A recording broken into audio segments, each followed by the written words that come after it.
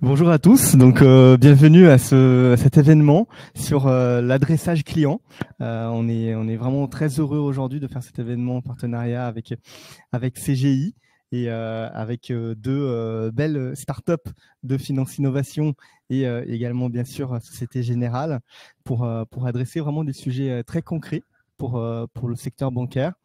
Donc, on est parti pour une belle matinée sur l'IA et surtout sur la façon vraiment de mieux adresser son client, d'automatiser, de mettre en valeur le self-care et d'accompagner les clients dans leur interaction avec les acteurs du secteur bancaire. Donc, on va être dans le concret. Donc, merci à tous pour votre participation et je vais vous passer la parole tout de suite. Merci Nicolas. Et bonjour à tous. Donc le sujet du jour, ça tourne autour de l'orchestration des processus métiers. Donc c'est un sujet qui tourne sur la place depuis une bonne vingtaine d'années à titre personnel, et CGI travaille dessus depuis une grosse vingtaine d'années. Alors pourquoi est-ce qu'on en parle encore aujourd'hui? Parce que ça a fait l'objet de pas mal de développement. D'abord dans le monde des opérations, donc l'industrialisation des back-office. Ensuite, sur toute la partie parcours de vente, souscription, dans le monde de la banque, de l'assurance. Et aujourd'hui, on assiste à une troisième génération d'initiatives depuis quelques années qui adresse le passage à l'échelle. Alors, on vient de balancer deux gros mots, orchestration des processus métiers, passage à l'échelle. Je vais peut-être prendre 2 minutes en introduction pour reparler de ce que ça signifie, orchestration des processus. En gros, ça embrasse pas mal de sujets du type être en capacité de gérer de manière cohérente et unifiée l'ensemble des événements qui vont stimuler la façon dont la banque, l'assurance, la mutuelle va répondre à son écosystème, à commencer par ses clients, ses partenaires, et organiser la façon de traiter cette réponse. Donc derrière organiser, il y a tout un volet qui consiste à permettre à l'ensemble des acteurs de la chaîne de valeur, en front office, en middle, en back office, de collaborer efficacement autour des demandes des clients ou des assurés. Ça participe aussi de la notion d'orchestration en tant que telle, c'est-à-dire de définir qui fait quoi quand pour traiter les choses au bon moment. Cette orchestration peut se compléter, ça va être l'objet des interventions des deux startups, de leviers d'automatisation qui sont une vraie facteur d'accélération aujourd'hui. Et puis une dernière dimension qui est très importante, qui est le pilotage de l'activité, donc être en capacité pour tous les managers impliqués dans le management de l'entreprise de savoir où ils en sont de l'activité, qu'est-ce qu'ils ont à faire, qu'est-ce que leur équipe doit faire, est-ce qu'il y a des alertes sur la capacité à traiter, est-ce qu'il y a des alertes par rapport au respect du niveau de service. Donc c'est tout ça qu'on met derrière orchestration des processus. Après, un deuxième sujet qui était dans la thématique, qui est le passage à l'échelle. Donc, en 2 mots en introduction, le passage à l'échelle, c'est quoi? C'est de viser un déploiement de ces approches-là à une échelle globale au niveau de l'entreprise, c'est-à-dire de pouvoir traverser l'ensemble des silos organisationnels, donc du front au middle, au back, donc de façon à être complètement traversant et accompagner les parcours clients. Et le deuxième dimension du passage à l'échelle, c'est d'être en capacité d'adresser cette initiative de digitalisation et d'orchestration sur l'ensemble des lignes métiers.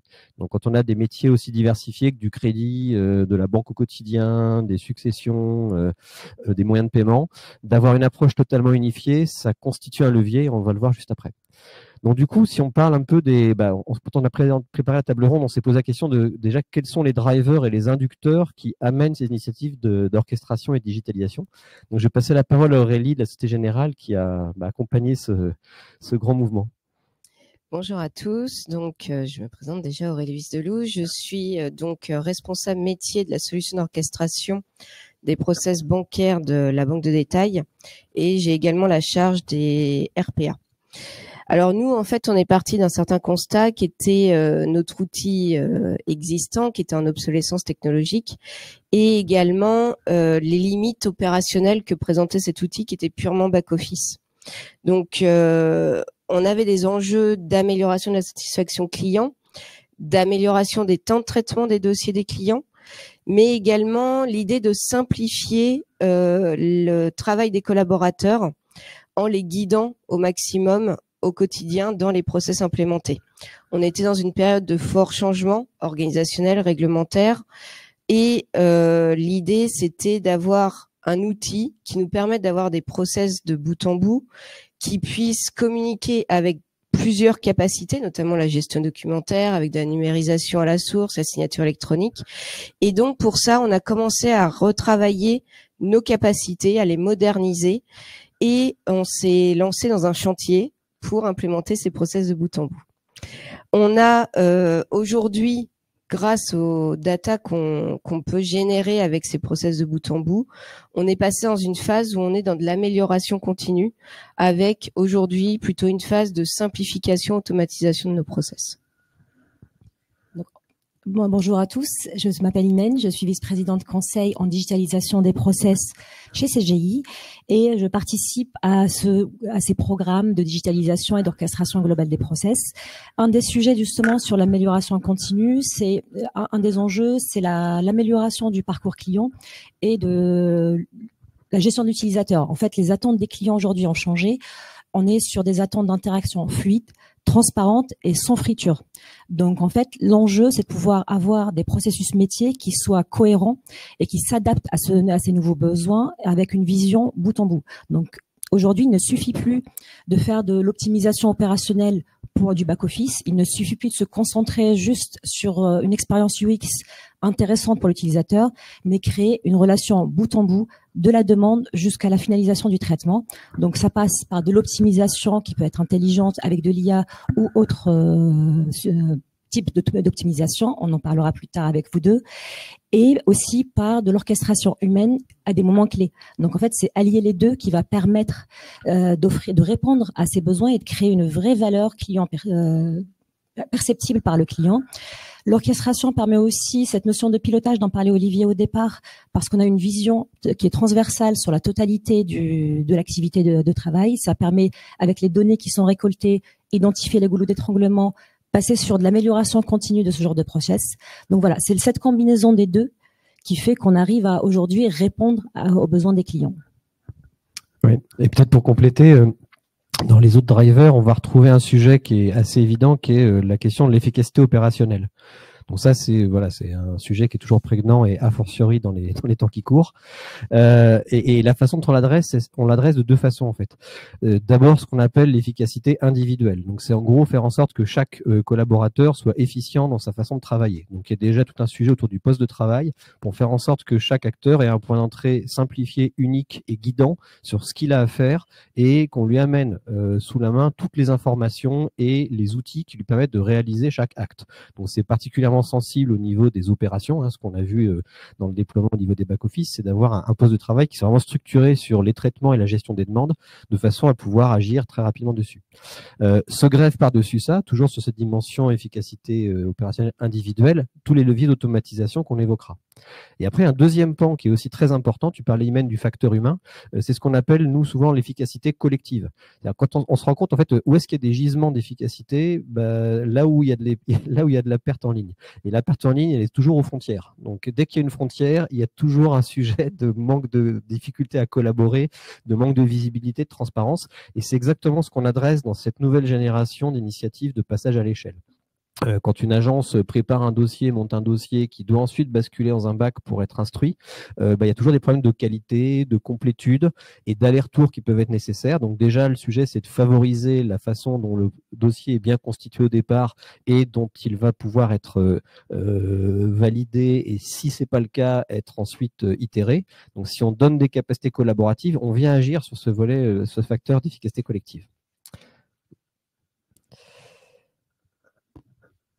On va pouvoir passer. Donc ensuite, voilà. Il y avait un deuxième sujet sur sur l'efficacité. Oui, pardon. Alors, pour traiter les diverses manières optimales ou identifier plusieurs facteurs clés de succès, il faut passer à cette transversalité, justement, éviter les différents silos, rester sur cette version verticale par métier et aussi les strates organisationnelles, le front qui ne va pas parler au middle, qui ne va pas parler au back. Et donc, toujours dans cette expérience client, on va se retrouver avec des points de rupture et donc une mauvaise transmission de l'information et aussi une mauvaise image qu'on est en train de renvoyer au client. Aurélie, est-ce que tu peux nous parler justement de ce que toi, tu as pu observer à la Société Générale là-dessus? Tout à fait. Alors, nous, lors du cadrage, nos métiers avaient identifié 200 à 300 process potentiellement digitalisables. par rapport à un constat qui avait été fait en s'inspirant des process qui étaient déjà sur l'outil existant, qu'on pouvait améliorer avec du front-to-back justement, des process qui étaient suivis en papier par des fichiers Excel, par des post-it, des rappels dans Outlook. Et donc de tout ça, on s'est dit il faut faire quelque chose. On va étudier quel process implémenter, quelle population ça touche. Donc on est parti sur tout type de clientèle, que ce soit les particuliers, les professionnels, les entreprises, toute activité en back-office. Et même au fur et à mesure du temps, en fait, on a élargi notre scope en intégrant des middle, des acteurs du siège pour des avis à plus haut niveau. Et lors de cette approche, on s'est dit il faut embarquer les utilisateurs dès le départ dans notre réflexion. Et à ce titre, donc on a été prendre notamment des acteurs qui utilisaient déjà la solution existante pour voir ce qui fonctionnait bien, ce qui ne fonctionnait pas bien, en tirer des enseignements. On l'a fait aussi donc d'un point de vue fonctionnel, mais également d'un point de vue technique. Et après ça, on a été identifier des acteurs qui n'utilisaient pas la solution. Et là, on a monté des ateliers avec du front, mais également des bacs d'activités qu'ils n'utilisaient pas, pour identifier leur recueil identifier leurs besoins, établir un recueil, faire de l'UX, de l'UI avec eux, accompagner dans les phases pilotes. Et notamment, le premier process qu'on a été mettre en place, c'était les entrées en relation des entreprises. Et là, ça a été un changement radical pour eux puisqu'ils utilisaient du papier carbone pour faire ces entrées en relation, et on est passé sur un process full digital. Donc un changement radical, là on ne pouvait pas faire mieux. Donc on a dû accompagner également ces utilisateurs dans l'usage, l'appropriation de l'application. Au départ, elle était assez simple, c'était MVP qu'on avait, c'était pas la version qu'on a aujourd'hui. Ce transfert de je passe du papier à une digitalisation, à quelque chose qui est complètement différent. Et puis après, on a accompagné au fur et à mesure du déploiement sur différents process. On a voulu tester aussi des fonctions de case management versus du BPM. Voilà, les 3 premiers process pilotes ont été un petit peu des tests, mais ont permis d'intégrer différents types de populations et d'intégrer petit à petit ces éléments. Et après, on s'est lancé dans un programme de digitalisation des process qui là été chercher des process majeurs comme les entrées en relation, les revues, les octrois, des choses qui avaient, on va dire, de l'importance et qui facilitaient leur quotidien. À côté de ça, les autres, je pense, facteurs clés de succès, ça a été notre capacité à nous adapter au changement tant organisationnel. Alors, au départ, on est parti avec des process où on a implémenté directement la distribution du travail, de qui fait quoi à quel moment sur chaque étape du travail, chaque étape du process. Et donc, dès qu'il y avait une évolution, on devait relivrer nos process. Dans le temps, on s'est amélioré, on a mis en place un référentiel de la distribution du travail qui nous a permis d'avoir la capacité, dès qu'il y avait un nouvel acteur ou un acteur qui disparaissait de l'organisation, de directement modifier le référentiel et de ne pas avoir à relivrer 10, 20, 30 process, mais c'est pris en charge, on va dire, dans la journée, puisque ça recalcule automatiquement notre distribution. L'autre valeur, c'est la manière dont sont implémentés les process sur cet orchestrateur, puisque ça nécessite uniquement une modélisation et du paramétrage. Et donc, pour des process réglementaires qui peuvent sortir, je pense notamment à la loi pouvoir d'achat, on a pu mettre en place assez rapidement un processus pour guider les utilisateurs. Sur la banque à distance, les clients peuvent directement faire une demande et en fonction du type de contrat, on sait distribuer au bon acteur la prise en charge de la demande de résiliation. Donc voilà, plusieurs facteurs clés de succès en tout cas à ce stade, et c'est pas fini. Super. Et du coup, Aurélie, Société Générale, vous avez été vraiment précurseur dans ces approches de généralisation à l'échelle de l'orchestration et de la digitalisation. Si tu devais nous donner 3-4 rapports principaux en termes de bénéfices constatés, tu citerais quoi? Aujourd'hui, on a 28 000 collaborateurs, donc toute activité, qui sont habilités à Harmonie. On a depuis le début développé environ 200 process, certains dans une première version qui s'est améliorée par la suite. Donc on est à peu près à 150 process aujourd'hui qui sont utilisés au quotidien. Un des grands facteurs qui sont du coup d'un point de vue budgétaire, c'est que nos process sont paramétrables et notamment par enseigne, parce qu'aujourd'hui, la solution est utilisée par la Banque de détail France, Monaco, mais également la Banque privée France. Et donc, on peut avoir un même process commun à l'ensemble de ces enseignes, mais qui s'adapte à l'organisation. Un autre bénéfice, c'est notre capacité donc à être réactif, comme on l'a dit précédemment, mais également l'aspect pilotage. Ça permet aux managers d'avoir une bonne visibilité sur l'activité au global, puisque la majorité des process maintenant sont digitalisés. Ça permet d'organiser le travail en fonction des priorités, mais aussi en fonction des compétences de l'équipe. Et un gros point aussi, c'est de pouvoir faire de l'intra et de l'inter-entraide entre sites. Je pense que voilà, déjà les points. Donc en fait, si je résume un petit peu tout ça, l'amélioration, que ça soit de la vue client ou de l'efficacité opérationnelle, passe par cette transversalité et cette digitalisation en bout des process. Ça permet de préparer une base solide pour pouvoir enclencher des nouveaux leviers d'optimisation. Donc jusque-là, on parlait d'une automatisation simple et de l'expertise humaine. Là, on va aller plus loin. On n'est pas sans savoir que depuis hier, il y a le sommet de l'IA qui se tient à Paris. L'IA est un vrai levier aujourd'hui pour l'amélioration des process. Et aujourd'hui, on est avec Gilles de Récital et lui Clément de WeBotit pour parler justement de l'apport de l'IA à nos processus et à l'amélioration que peuvent avoir les clients avec ça. Est-ce que vous pouvez nous en dire plus? Oui, bien sûr. Bonjour. Moi, je suis Gilles Moïse, je suis le président, le cofondateur de Récital. Récital, c'est un éditeur de logiciels de traitement automatique des documents. Aujourd'hui, typiquement, dans ce genre de domaine, on parle de Intelligent Document Processing ou traitement automatique des documents. Et donc, l'idée de ça, c'est de dire justement, une fois que les processus ont été digitalisés, comme ce que vous avez fait, et ce qui est un travail, dans une vie antérieure, j'ai bossé chez EY, j'ai fait des missions comme ça, c'est un travail titanesque et indispensable, évidemment, parce que tant qu'on n'est pas sur des ordinateurs, tant que tout ça ne communique pas, tant qu'on n'a pas des JET, des CRM, des ERP pour stocker tout ça et le rendre accessible de manière simple et apaisée, évidemment, on peut rien automatiser. Donc ça, c'est vraiment la première brique.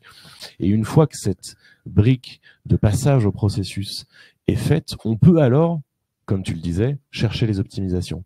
Et évidemment, une des optimisations évidentes dans ce cas-là, c'est l'intelligence artificielle. Pourquoi? Parce qu'elle va permettre d'automatiser les tâches fastidieuses et sans valeur ajoutée et les réaliser 24 heures sur 24, 7 jours sur 7, instantanément, pour les gens qui, du coup, ont un travail plus intéressant. Nous, ce qu'on dit souvent chez Récital, c'est que l'intelligence artificielle, ça sert à rendre à l'humain ce qui appartient à l'humain et à la machine ce qui appartient à la machine. C'est vraiment à ça que ça sert. Et c'est vraiment ça l'objectif. Et donc là, effectivement, vous êtes maintenant en position de le faire puisque vous avez digitalisé vos processus. Pour ma part, bonjour à toutes et à tous. Louis Clément Schiss, je suis le fondateur de WeBotit. WeBotit, ça fait 8 ans qu'on a commencé sur les bots. Donc à l'initiative, au début les chatbots, puis après les callbots, mailbots. Et aujourd'hui, je vous parlerai un peu de ce qui est pour moi la grande révolution pour 2025, qui sont les équipes d'agents IA. Et comme on a parlé d'orchestration avec une délégation du travail à différentes équipes, certaines tâches peuvent être déléguées à des équipes d'agents IA qui peuvent avoir des outils, dont des outils comme Récital.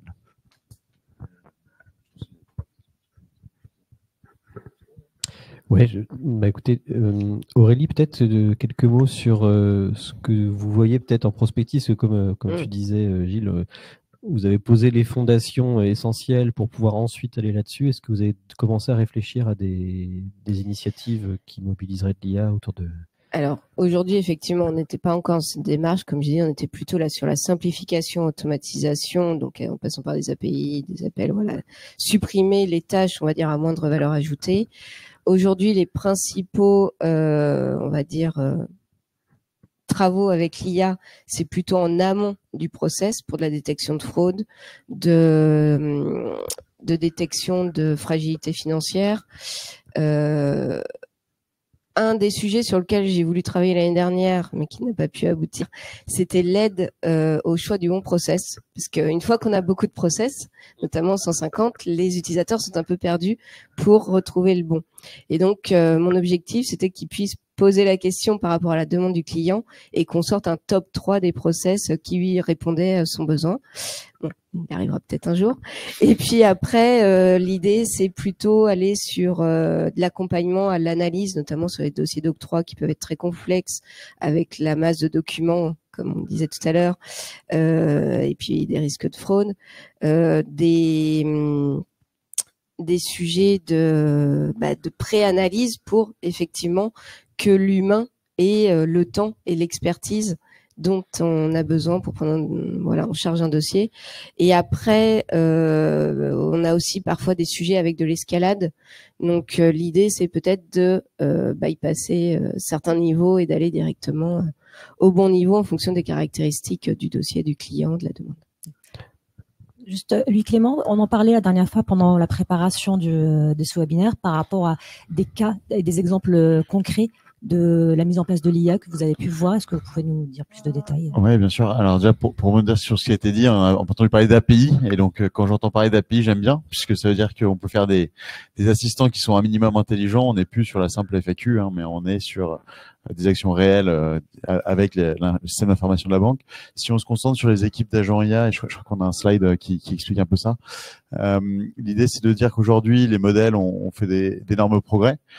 Certains, comme OpenAI, disent que leurs prochains modèles sont plus intelligents que des doctorants et qu'ils ont déjà en interne le 50e développeur mondial. Alors, est-ce vrai ou pas, mais en tout cas, on va y arriver. Et donc, la question, c'est qu'en tant que décideur, qu'est-ce qu'on fait de tout ça? Si on regarde sur les équipes d'agents IA, pour moi, c'est juste une évolution logique. Et donc, de la même manière qu'un collaborateur va avoir un process à suivre avec différentes tâches, ce qu'il faut penser, c'est que pour que différents agents IA puissent collaborer ensemble, on essaie de découper chaque tâche comme un agent. Globalement, ça marche mieux que si on essaie de tout faire à un seul. C'est le slide suivant qui va vous présenter ça. Et donc, l'idée, c'est de se dire que on va avoir un process. Et là, l'exemple qu'on a, c'est avec une mutuelle qui va recevoir des centaines de milliers de factures manuscrites quand vous allez chez votre podologue, chez votre psychologue et autres pour de la médecine douce. C'est quelque chose qui coûte assez cher à traiter. Et donc là, l'idée, c'est de se dire comment est-ce qu'on peut traiter ces documents. Donc, il y a des outils comme Recital. Je ne sais pas si tu traites le manuscrit. Ouais, bon, il faudrait qu'on en parle plus en détail derrière. Mais donc, ça peut être une des options comme ça, et de rajouter, d'avoir des outils comme Recital, par exemple, qui vont pouvoir faire une analyse donc de cette facture manuscrite, de l'extraction d'informations.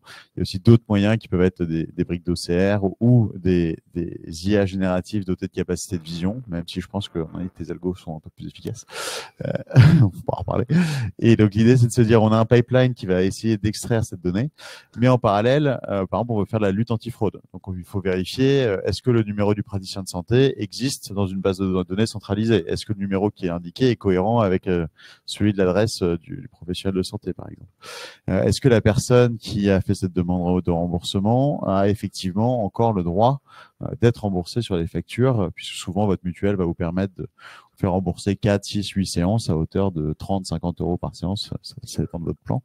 Et donc là, l'idée, c'est de se dire qu'on a un document qui arrive, on a cette équipe qui va collaborer ensemble sous la supervision d'un manager IA. Et la subtilité, c'est de se dire, est-ce que je mets le top du top des modèles pour chacun des agents? Réponse oui, vous pouvez, mais ça va coûter cher. Ou est-ce qu'au contraire, on va essayer de trouver le meilleur modèle pour chaque action très spécifique? Et donc là, c'est un exemple qui est sur le traitement d'un process qui est relativement simple, somme toute. Pour ma part, en interne, j'ai automatisé une grande partie de notre marketing grâce à ce concept où j'ai une idée d'un article que j'ai envie d'écrire, je mets le mot-clé et à la fin, je récupère mon article long et optimisé pour le SEO et le AI SEO qui est la grande nouveauté, je pense, de cette année, ma vidéo à mettre sur LinkedIn et mon petit post qui va avec. Voilà, je pense que le monde change beaucoup plus vite que ce qu'on ne le pense. Ce que je trouve intéressant, c'est la cohérence et la vision d'ensemble qui se dégage de tout ça, parce que quand on parle de cette notion de chaîne de valeur, on va retrouver la capacité en entrée à exploiter l'information entrante et aller beaucoup plus loin que ce qu'on fait aujourd'hui dans son exploitation, avec du contenu non structuré, des documents de format complètement hétérogène, du manuscrit, des choses comme ça.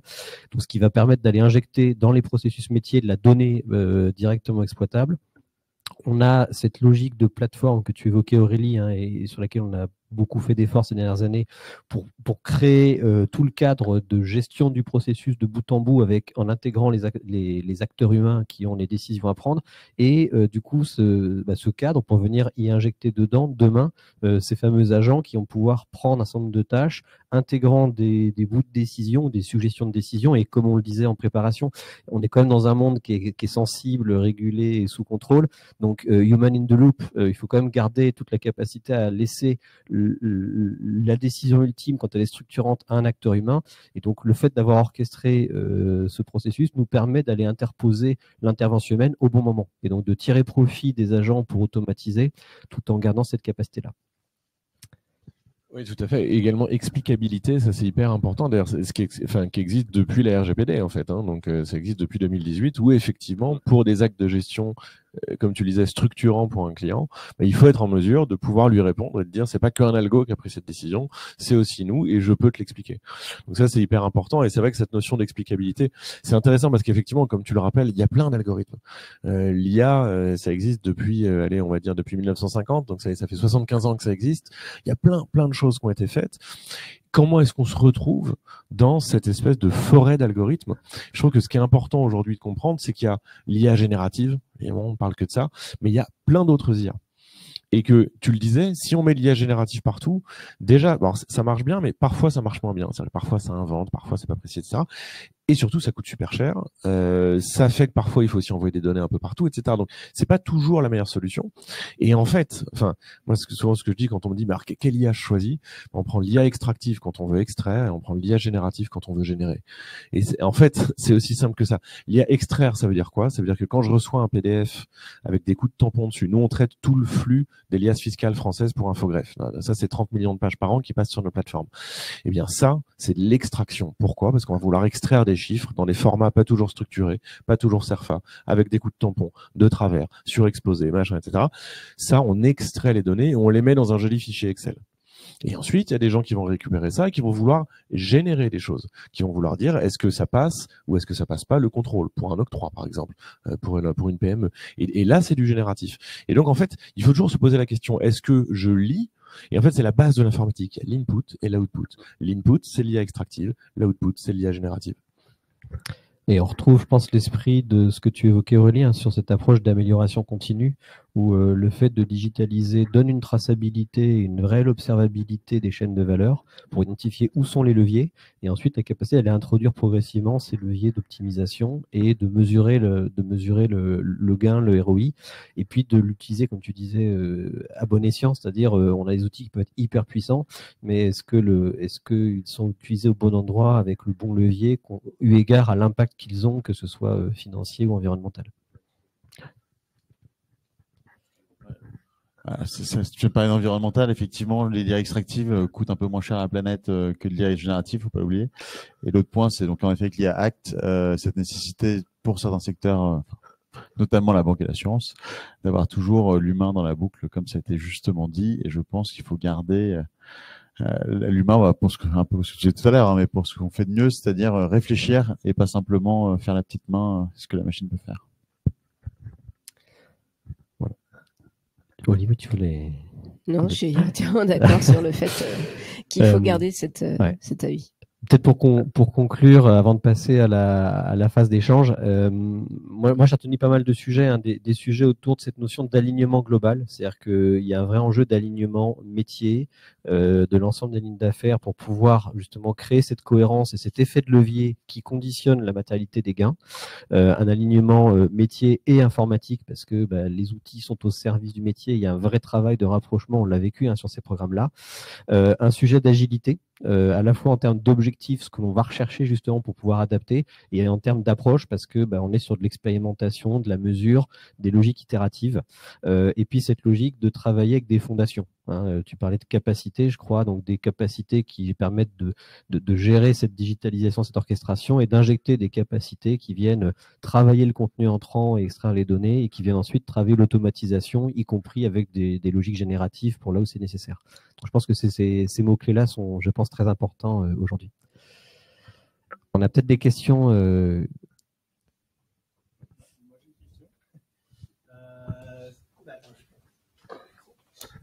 Merci. Donc, question pour vous trois. Donc, les réponses vont être, je pense, différentes. Quelles ont été les principales difficultés que vous avez rencontrées chez SG finalement pour mettre en place ces nouveaux processus? Et vous, chez vos clients, quelles sont les difficultés que vous rencontrez et comment vous réussissez justement à les surmonter? Peut-être Aurélie. Alors nous, la principale difficulté, c'est de définir les process de bout en bout avec les ruptures de temps d'acteurs. Souvent, c'est vrai que les demandeurs, les équipes projet ont tendance à réfléchir outils, à réfléchir découpage des étapes. Et en fait, la plus grande difficulté aujourd'hui, on voit qu'elle est au niveau du cadrage, de la définition du besoin et de la conception, enfin voilà, définition du process. Après, le reste, on va dire développement, mise en production et suivi de la prod, il n'y a pas de problématique. Alors nous, on est aujourd'hui, on a développé 200 process. Si on descend aux sous-catégories, on a à peu près 250 et on est à plus de 400 MEP process par an. Donc, on va dire qu'on fait du travail à la chaîne et qu'aujourd'hui, on est rodé, on a une méthode, on a tous les fichiers qui vont bien pour définir tout ce qu'il faut paramétrer et nos équipes ont un IHM pour faire ce paramétrage. Les équipes sont rodées également pour l'homologation. Et voilà, vraiment, la vraie difficulté, ce qui nous prend le plus de temps à l'implémentation d'un process, c'est vraiment le cadrage. Je dirais la grande différence par rapport au début de l'aventure, c'est que avant l'IA, c'était un peu, c'est pour l'innovation, on va faire des petits POC, on va faire Mumuse. Puis bon, si ça marche, tant mieux, on fera un peu de presse. Si ça marche pas, tant pis, ça va pas coûter très cher. Je dirais que la grande nouveauté depuis, on va dire, 2 ans, 3 ans, c'est que ça devient une vraie notion stratégique qui est prise en charge au niveau souvent des directions générales. Donc les budgets sont pas les mêmes, les attentes sont pas du tout les mêmes non plus, les enjeux sont bien plus élevés. Et je dirais qu'il y a eu un peu un changement, en tout cas je vois un changement dans les secteurs dans lesquels on travaille, donc principalement banque, assurance, un peu du retail, où on a compris qu'en fait c'était plus un gadget et c'était potentiellement transformatif pour les organisations et pour la société avec tout ce que ça veut en dire aussi. Donc si on automatise des process, c'est-à-dire qu'il faut faire des montées en compétences, il faut former les équipes. Enfin, c'est pas non plus trivial et ça mérite d'être réfléchi. Et l'autre aspect, c'est que les boîtes ont enfin en tout cas commencent à mettre en place les bonnes fondations et à avoir des systèmes qui sont apaisés, ouverts vers le monde extérieur et plus centrés uniquement sur soi-même. Et c'est une très bonne chose, je pense, pour l'économie française au sens large. Non, je suis assez d'accord effectivement avec la prise de conscience de l'importance de l'IA. C'est clair qu'il y a eu un moment de ChatGPT. Il y a beaucoup de gens d'ailleurs qui disent que ChatGPT, enfin, GPT-3 qui était sorti en 2019, avait quasiment les compétences de ChatGPT. Mais ChatGPT, c'est vraiment la mise à disposition d'une IA qui marche, qui est hyper puissante à tout le monde. Et en ce sens-là, c'est presque plus un moment sociétal qu'un moment technologique, finalement. C'est-à-dire que c'est une prise de conscience par tout le monde, par monsieur et madame tout le monde. Oh, ah, ça marche. Depuis le temps qu'on nous en parle. On nous parlait des voitures autonomes, mais on les voyait pas. Là, on le voit. Et tout le monde peut l'utiliser. Et ça, c'est évident que ça a entraîné une forme de prise de conscience. Et donc, je te rejoins complètement, une accélération chez nos clients du, OK, là, faut vraiment qu'on y aille. Là, c'est plus uniquement de l'innovation pour faire de la presse. C'est des vrais trucs dans les process. Ouais. Ça, c'est super les important. enfants, les enfants, les enfants l'ont tout de suite compris. Mais les enfants s'adaptent très vite par essence. Donc ça, ils l'ont tout de suite compris. Ils font déjà leur devoir avec. Mais donc voilà. Donc ça, premier point, ça je te rejoins complètement. Deuxième point sur les compétences. T'en parlais et je suis d'accord. Il y a encore, alors évidemment, j'imagine qu'à la Sogé, vous êtes ultra rodé là-dessus et ça tourne. Il y a d'autres boîtes qui sont plus petites, peut-être un peu plus en retard là-dedans, et où effectivement, on leur explique qu'il faut passer du projet IT au projet IA.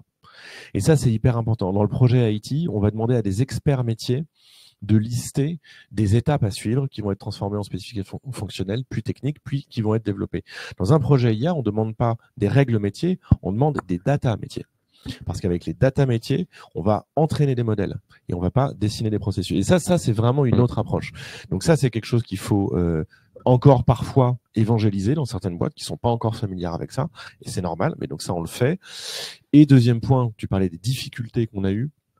Souvent quand même, l'exemple que je prends, c'est que remplacer un processus central dans une entreprise, c'est un peu comme changer une roue de voiture quand on est sur l'autoroute. C'est-à-dire que c'est un peu compliqué et on n'a pas le droit de s'arrêter. Donc c'est un peu ça le truc. Et donc voilà. Donc c'est vrai que parfois, faut être un peu acrobate. On y arrive, mais c'est pas toujours simple. Par contre, l'intérêt, c'est qu'une fois que c'est fixé, on l'enlève pas comme ça. Mais ce que je veux dire, c'est que oui, ça c'est compliqué parce qu'on est sur des process, on est sur des gens qui sont déjà surchargés de travail. C'est d'ailleurs pour ça qu'ils nous appellent, c'est pour leur faire gagner du temps. Et donc du coup, on a quand même assez souvent, mais ça c'est comme dans tous les projets, hein, mais je dirais en particulier quand on est sur du processus de fondation dans l'entreprise, avec des gens qui sont débordés. Et donc, faut réussir à s'intégrer là-dedans, à changer leur système, à les former, parce qu'en plus, évidemment, au début, ils seront moins performants qu'avec le système d'avant. C'est normal, hein, il y a une phase d'apprentissage. Et au bout d'un moment, ok, on arrive et là, on gagne le ROI. Et ça, ce passage-là est quand même toujours critique, mais c'est vrai dans toute gestion de projet, ça. Il y a aussi une petite mauvaise perception, du moins de l'utilisation de l'IA. On en parlait hier aussi sur la conception des processus côté projet informatique. Donc, en tant que business analyst, on va aller accompagner des métiers pour pouvoir définir leur process, réfléchir ensemble à l'amélioration, parler avec eux. On fait beaucoup de visites terrain, généralement, quand on fait ce genre de process, pour identifier quelle est la réalité terrain sur comment ils sont en train d'utiliser l'outil. Parce que l'humain a cette capacité géniale de retourner l'outil et de l'utiliser d'une manière à laquelle on n'a jamais pensé. Je crois il trouve toujours les failles. Et donc, avec l'arrivée de l'IA, il y a eu énormément peut-être une mauvaise compréhension de se dire que l'IA va remplacer leur réflexion sur ce genre de choses. On l'a vu, énormément de solutions qui permettent de dire avec l'IA, il va vous construire votre process, il va le modéliser à votre place. En fait, il faudrait plutôt le voir comme étant un assistant pour accélérer. Donc, avec toujours cet apport du terrain, de la valeur humaine qu'ils sont en train de donner dessus, mais avec une accélération avec l'IA, effectivement, qui va aller plus vite dans la génération du code ou autre, ou de tests du process. Mais voilà, éviter ce genre de dérive, de dire l'IA elle va remplacer toutes ces phases projets qui sont utiles. Non, tout à fait. Et c'est vrai qu'il y a une perception de l'IA parfois chez les collaborateurs où l'IA est carrément un ennemi qui vient me remplacer. Et là, c'est vrai que quand on commence à rentrer là-dedans, là, ça devient très très compliqué. C'est pour ça que, je suis d'accord, il faut expliquer que non, ça n'a pas vocation à remplacer les gens, ça a vraiment vocation à les assister. C'est évident. Et là encore, j'en parlais hier pendant la présentation, mais il y a vraiment une super étude de Laboria, donc ministère du Travail, qui dit plus les gens utilisent l'IA, moins ils en ont peur. Et à l'inverse, les gens qui avaient le plus d'appréhension pour la mise en place de l'intelligence artificielle dans leur structure étaient précisément ceux qui ne l'utilisaient pas au moment du sondage. Et ça c'est très clair que quand on l'utilise, on se rend bien compte quand même de toute la valeur qu'on a en plus d'un simple outil. Par contre, on se rend compte également, on parlait des enfants qui ont très bien compris pour les devoirs, que ça peut nous faire gagner beaucoup de temps. Après, c'est comme pour tout outil. Le frein au changement, on va avoir certains collaborateurs qui vont être intéressés par ces nouvelles technologies, qui sont demandeurs, et on a ceux qui n'ont pas envie d'y aller et qui vont être réfractaires, ils vont avoir peur et qui finiront. Qu'il faut accompagner surtout pour y aller. Et c'était vrai avec l'orchestration aussi au départ. Et puis peut-être pour finir, je pense que ça introduit autre chose, c'est que ça introduit un changement de temps, d'échelle de temps. C'est-à-dire que on l'a vu déjà avec le fait de décrire des processus qui sont adaptables et qui bougent. Et c'est encore plus vrai quand on introduit de l'IA, les données bougent, donc les conditions qui donnent à l'IA la capacité de produire ces résultats bougent dans le temps. Les technologies, les modèles, il y en a à peu près à nouveau toutes les, je sais pas combien de semaines.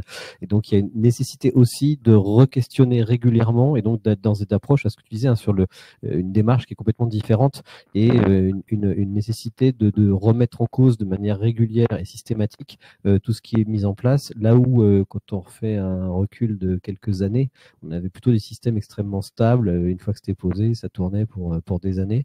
Donc là aussi, ça introduit beaucoup de changements dans la façon de les aborder. C'est un secteur où il faut beaucoup d'humilité, parce que même en travaillant dedans, et je pense que tous mes confrères disent pareil, on pense se forge des convictions et puis tous les 3 mois potentiellement elle vacille un peu, ou en tout cas il y a un nouveau modèle qui arrive, il y a un peu un changement de paradigme sur un petit pan de l'IA, parce que l'IA c'est très vaste comme j'aurais pu le dire. Là, les grandes nouveautés que je vois en ce moment, c'est tout ce qui est lié au traitement de la voix. On est sur des modèles où je pense d'ici 3 à 6 mois, ça va être compliqué de distinguer pleinement un humain au téléphone. Aujourd'hui, on le voit encore un peu. Et Macron a fait une petite vidéo pour le sommet de l'IA pour montrer tous les deepfakes qui étaient faits. Donc, on voit encore que c'est un deepfake, mais très prochainement, on ne verra plus que c'est un deepfake. Et toutes les problématiques que ça peut poser. Si on applique ça à la relation client, aujourd'hui, ce que je vois, c'est que les entreprises ne suppriment pas de l'emploi en France, mais suppriment de l'externalisation à l'étranger. C'est là où on en est aujourd'hui. Après, il y aura sûrement des requalifications à envisager et peut-être remettre les collaborateurs devant les clients plutôt que simplement les avoir dans un bureau.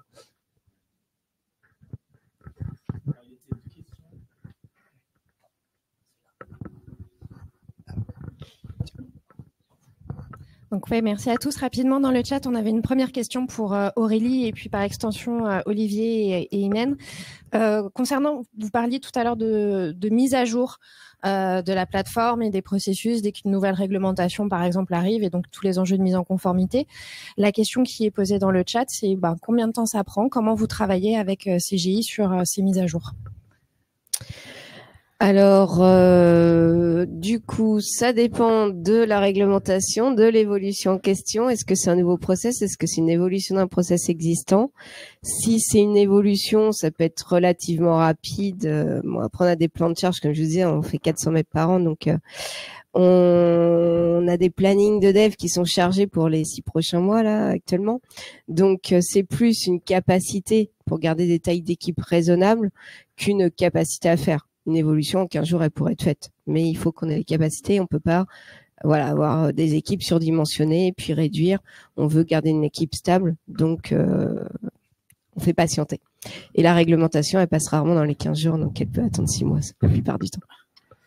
Ouais, et une des précautions pour pouvoir garder cette réactivité-là, c'est ce qu'on a fait quand on a conçu cette plateforme et les solutions qui les équipent, c'est d'avoir une vraie dissociation entre la partie, ce qu'on appelle le socle, ou l'ensemble des fonctions d'organisation du travail, de gestion de la demande, de pilotage, et le paramétrage des processus. Et donc l'objectif, c'est de réduire à la plus au strict minimum ce qui constitue la spécificité d'un processus, de façon à pouvoir agir rapidement dessus et avoir des cycles de vie qui soient les plus agiles possibles.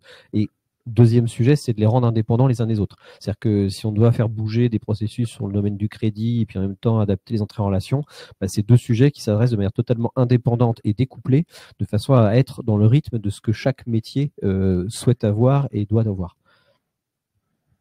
Merci beaucoup. On avait une autre question là pour Gilles. Par rapport, tu évoquais tout à l'heure tout ce qui est derrière la plateforme, notamment en termes de deep learning. Et la question qui est posée est très concrète. Quelles sont les solutions derrière Azure, AWS, des outils LLM, etc. Point d'interrogation. Voilà. Alors, ce sont nos outils. Ça, c'est hyper important. C'est-à-dire que alors là, on va rentrer un peu on va pas rentrer dans la technique trop profond, mais non, mais c'est intéressant que tu parlais de l'évolution des choses. C'est vrai que quand on fait des appels à de l'IA externe, donc que ce soit, je sais pas, OpenAI, Anthropic, Mistral, DeepSeek, pour des LLM, donc c'est-à-dire des grands modèles de langue.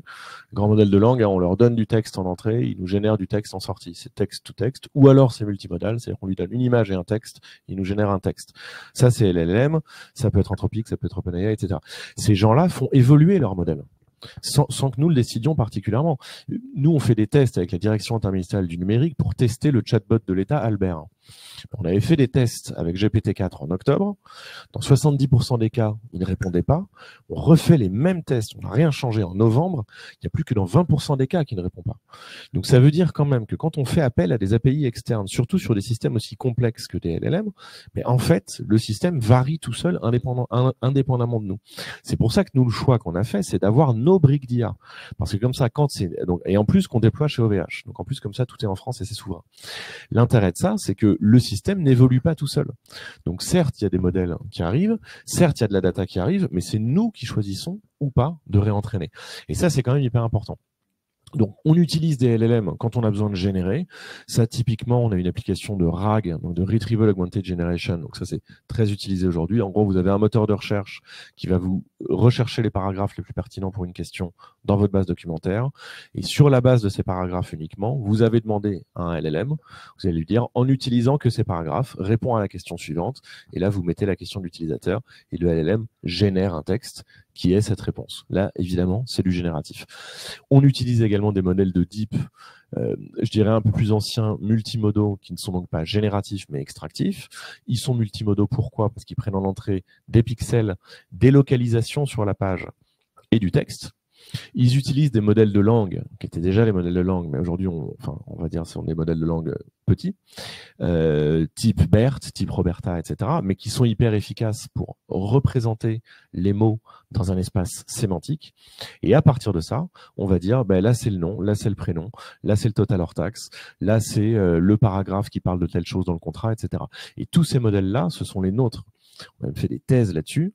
Et donc, l'intérêt, c'est qu'on est capable de les déployer on-prem chez le client, sur son infrastructure, et qu'on n'a pas besoin de savoir si Microsoft ou Amazon fait évoluer son modèle ou fait évoluer sa tarification.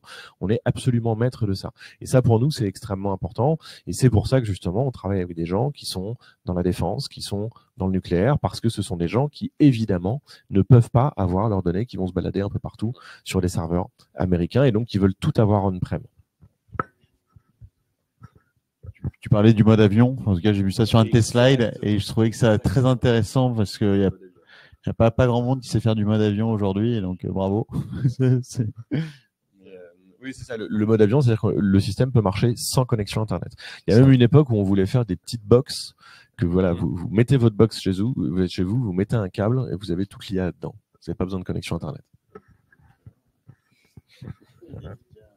Ouais, et voilà, Nvidia, voilà. Et nous, on a déjà des deep learning box chez nous, avec des GPU entassés dans une salle au fond. Et voilà. Peut-être pour finir, on a encore 2-3 petites minutes sur le sujet de l'orchestration, justement. Quelles seraient finalement les prochaines étapes? Quels seraient les rêves ultimes si on devait pousser ces processus à bout?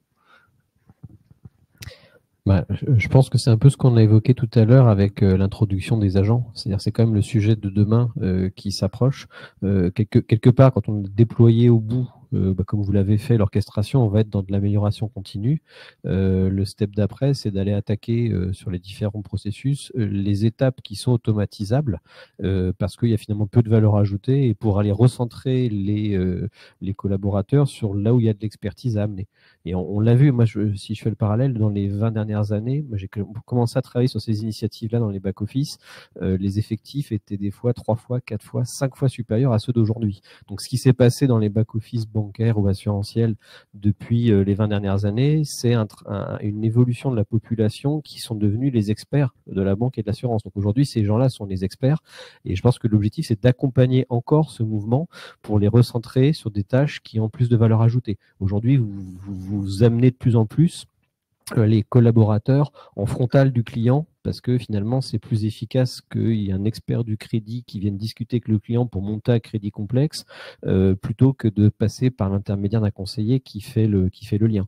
Et du coup, je pense que un des vrais sujets, ça va être d'utiliser les potentialités de l'IA qu'on a évoquées, comme on disait, sur l'extraction de l'info entrante et sur l'introduction des agents pour petit à petit continuer à aller chercher ces gains qu'on n'a pas atteints aujourd'hui du tout parce que jusqu'ici, l'automatisation, c'était des choses assez, entre guillemets, algorithmique classique avec de l'invocation d'API ou des RPA qui viennent par-dessus un processus pour traiter des choses vraiment très, très basiques, de l'ordre de la ressaisie. Là, maintenant, on va aller dans une ère où il va y avoir une intelligence de décision sur la chaîne à suivre et sur les actions à réaliser.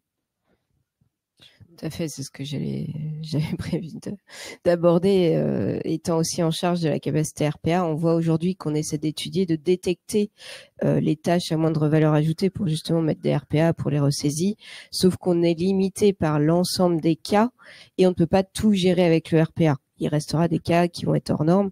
De ce que je vois de l'IA, ça peut justement, sur la base de toutes les datas qu'on a, et notamment depuis 7 ans, aller voir ces différents modèles et aller appliquer, traiter des cas qui seront plus puissants, on va dire, que les RPA aujourd'hui.